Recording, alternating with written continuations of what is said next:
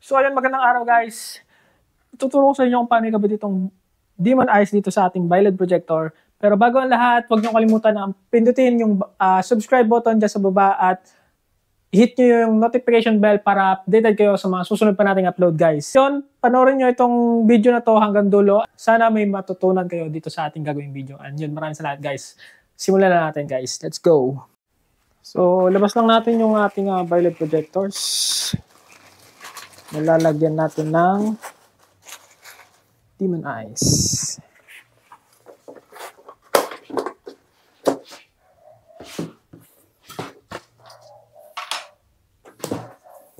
So, ito yung ginamit natin na Biled projector, yung UX1. Or ito yung gagamitin natin Biled projector, yung UX1 3 inches.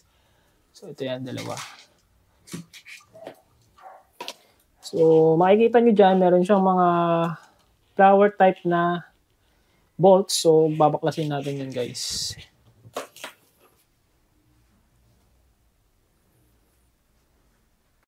So, ayan. So, ito yung gagamitin natin na pangkalas, plyman. So, sana mayroong kasya dyan.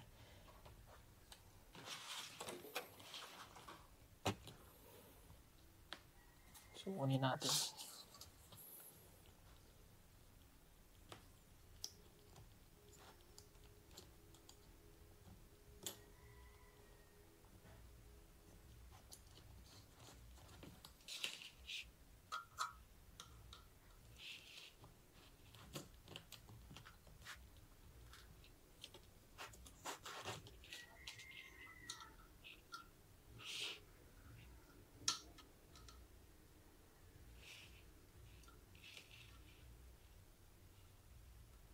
So, yun. Pulasin lang natin, guys.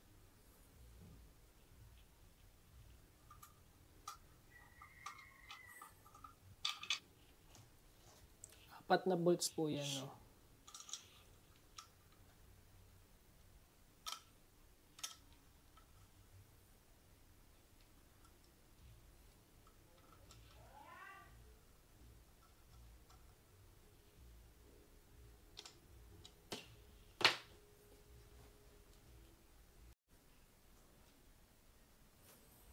So, nakalas ko na yung dalawang bolt. Kasi pa natin yung iba.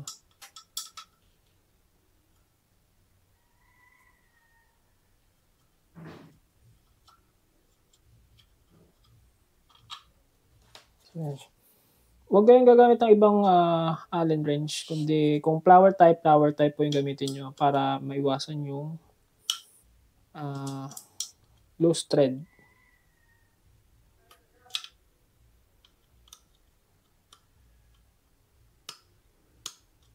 Katulad yan.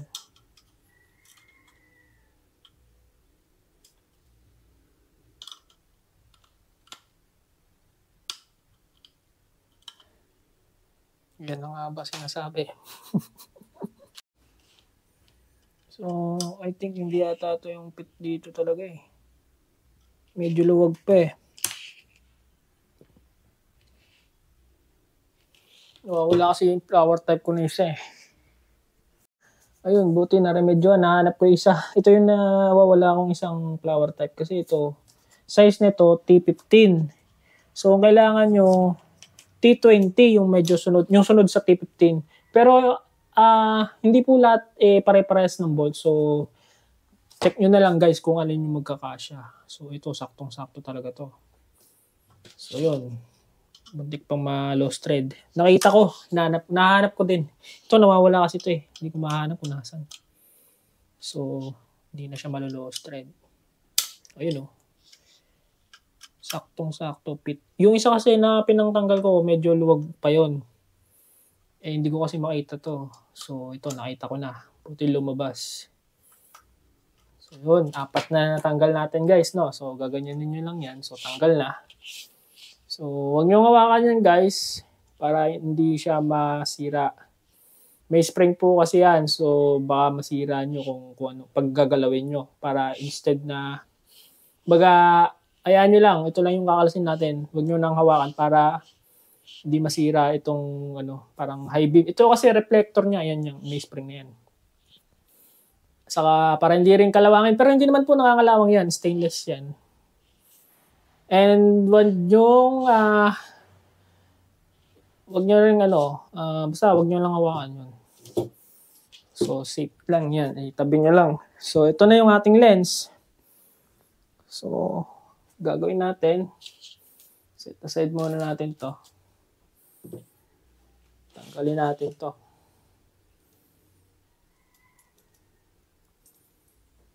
Ang kagandahan dito sa alloy type, dalawang klase po yung ating Demon Eyes. Merong alloy type and merong non-alloy type. Para sa akin, kagandahan dito sa alloy na to ay meron siyang alloy. Hindi ka na mahirapan magkabit. Ito naman, natatanggal siya, no? Tatanggal yan. Ayan, tatanggal yan, guys. Ito yung tanggalin. Ito yung module natin. Ito yung LED. Ito kasi alloy siya. May alloy. So, ikot mo lang siya. And, parang, na siya, parang, bubukas siya dyan eh. So, yun yung kagandahan sa kanya. Lalagyan mo na lang din ng 3M tape yan. Pero, sa ating case ngayon, hindi ko muna lalagyan since hindi ko naman talaga ito ikakabit. Lang to, sample or bibidyoan lang natin talaga to para i-share ko sa inyo yung tutorial kung paano siya ikabit, no? So, pwede nyo naman siyang i-bend ng maliit or kung kayo bahala kung paano nyo ipapasok. Ang ginagawa ko kasi, binibend ko po, guys. So, ganyan. Ganyan lang yung pagkabit sa kanya, no? Alloy, ayan. Bibend nyo lang siya. Nabibend naman po yan, guys. Ayan. Ayan. So, nakapasok na po siya dyan. So, ganyan na siya. Yan na yung parang niya, no? So, try natin ibalik, guys. Ibabalik natin. Tapos papailawin na rin natin. So, pagbalik naman sa kanya, madali lang din. Match nyo lang yung mga na yan. So, yun. Ayan na siya, yung wire niya. So, balik lang natin.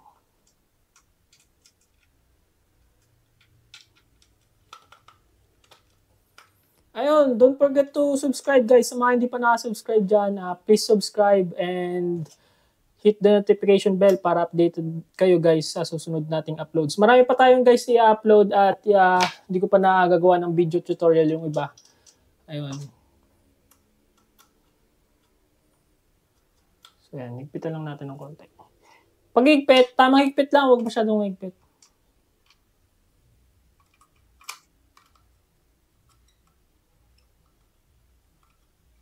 And make sure tamang Allen wrench yung gagamitin para hindi ma-lost thread yung mga bolts, no? Para mabaklas nyo ulit siya in case na kailangan nyo baklasin ulit at hindi lost thread yung inyong mga bolts. So, yun. So, ayan na siya, no? Mabit na natin yung Demon Eye. So, ayan, guys. Kabit natin yung isa.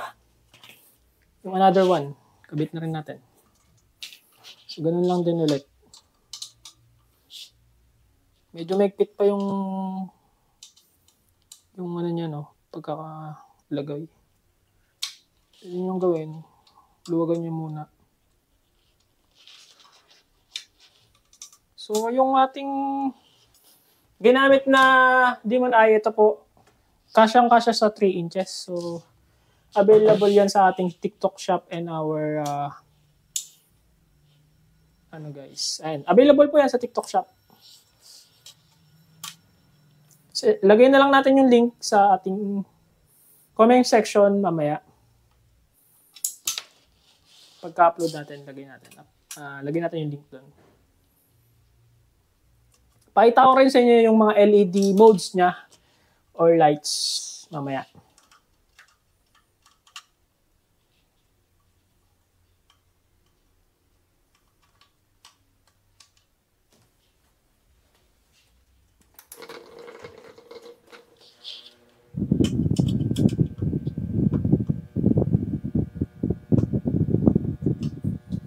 So, So, 4 na bolts. Tanggalin natin to. Set aside natin yan.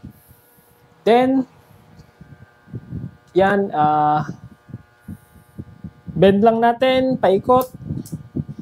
Kahit magalaw or masabitan yan, okay lang. Hindi naman siya masira. Pero, depende sa inyo kung medyo maselang kayo. Pwede nyong dandaanin. And, ganyan lang naman tamang paggawa ko. And, kayo, depende sa inyo kung paano nyo gagawin. So, yan. Nakabit na natin. Make sure lagyan nyo ng 3M tape para hindi malaglag or matanggal in case na nakakabit na sa ating mga motor para hindi na rin siya matanggal talaga. Kasi pag wala siyang tape, hindi ko po sure kung matatanggal pa siya or hindi na. Pero parang matatanggal yan kasi nakabent lang naman siya dyan. Possible lumuwag or matanggal. So mawawala yung ilaw dito sa loob ng LED projector natin. In my case, nilagyan ko siya ng 3M tape para hindi siya matanggal. In case na malubak kayo or matagtag yung mga dinadaanan natin. Para nandiyan pa rin siya, nakalagay pa rin siya dyan, no? So, ganun lang guys. So, match lang natin yan. So, yun. Tapos balik natin to.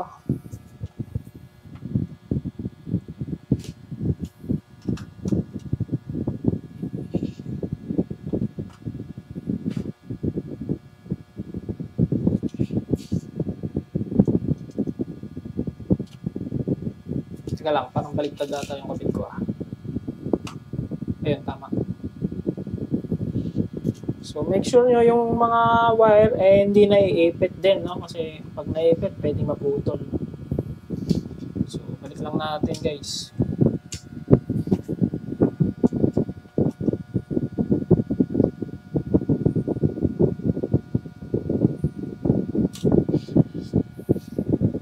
Pwede nyo gawin crisscross. Maselan kayo guys. Ayan. Then ito. Tapos bago nyo higpitan pala, make sure na nakamatch yung mga butas para hindi sikip pag kinabit. Huwag nyo pala muna higpitan guys. Yun. And pagbabalik nyo, dapat 4 na bolts din para hindi talaga matanggal guys. Dapat 4 na bolts at tamang higpit lang. So yun, hindi naman siya luluwag guys. So okay na yan, nakakabit natin and test light na natin guys. So gawin natin is ito yung set aside natin ito mga. Ito yung wire ng ating Demon Eye. Lagay na lang natin dito para medyo may level. So, ayan. So, ito yung ating module. Kahit magkabaliktaran naman yan, okay lang, walang problema.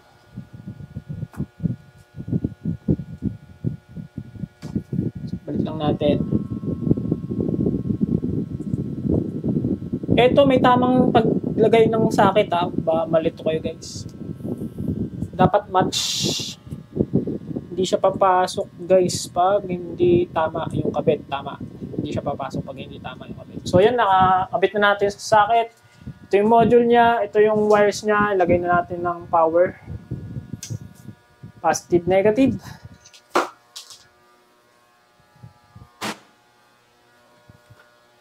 So ito yung ating 12 volt battery. Test light natin guys. Black for negative, then red for positive. So, ayan po, no? Ayan, no? Ganda, guys. Tayin natin yung ilaw para maganda kulay. Ayan, no? Yun, no? Ganda, guys. So, meron pa tong modes, guys. Meron siyang modes, papakita ko sa inyo.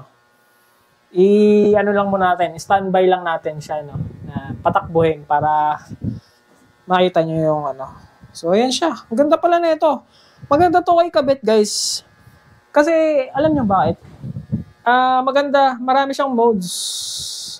Mamaya, papakita ko sa inyo. So, meron din siyang white. color. So, ayan siya, no?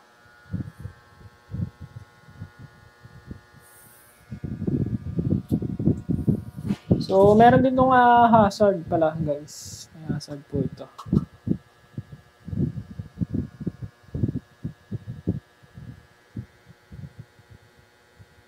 Pakita ko sa inyo yung hazard, or turn signal. Meron din itong turn signal, guys. So, eto. Ayan, o. Ito yung signal yan, guys. Ito pa isa.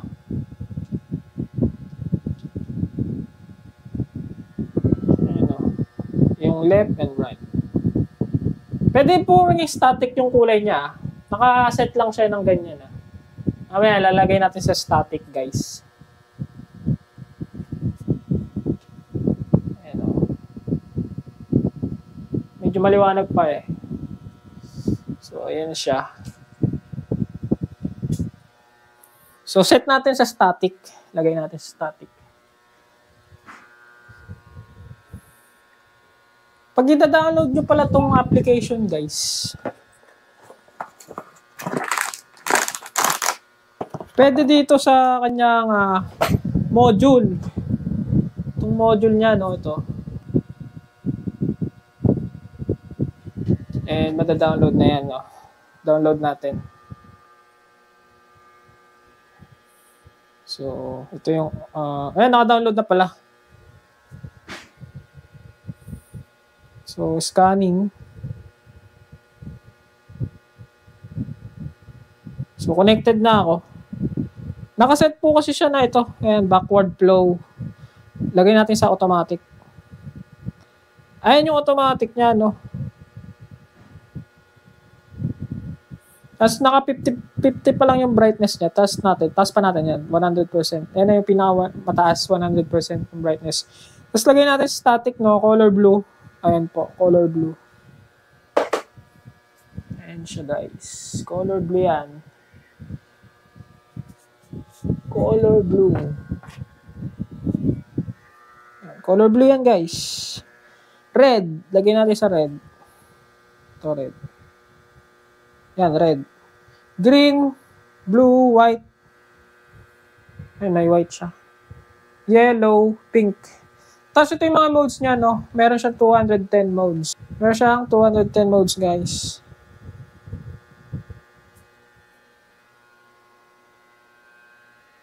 Ayan.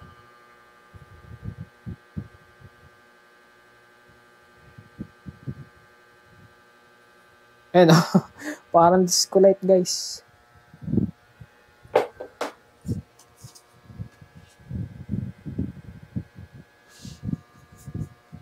Angas.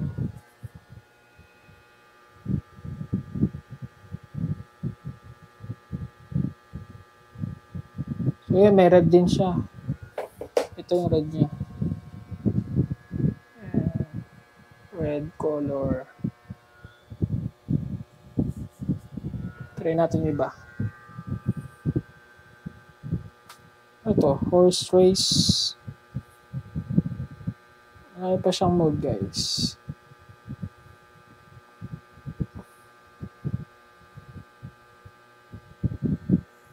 So, ayan yung kulay niya, no?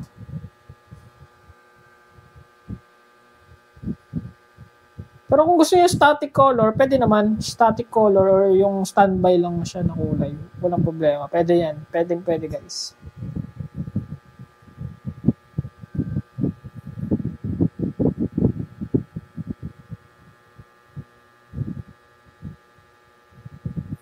Lagay natin sa blue. Ayan po. Color blue lang. Or red. Ayan. So, yun lang. Ganun lang kadali magkabit ng Demon Eye sa loob ng BioLED projector, guys. So, yun. Sana nakatulong itong video na to. And don't forget to subscribe and hit the notification bell para updated ka sa mga susunod pa nating upload, guys. And yun. See you on my next video. Maraming salamat, guys.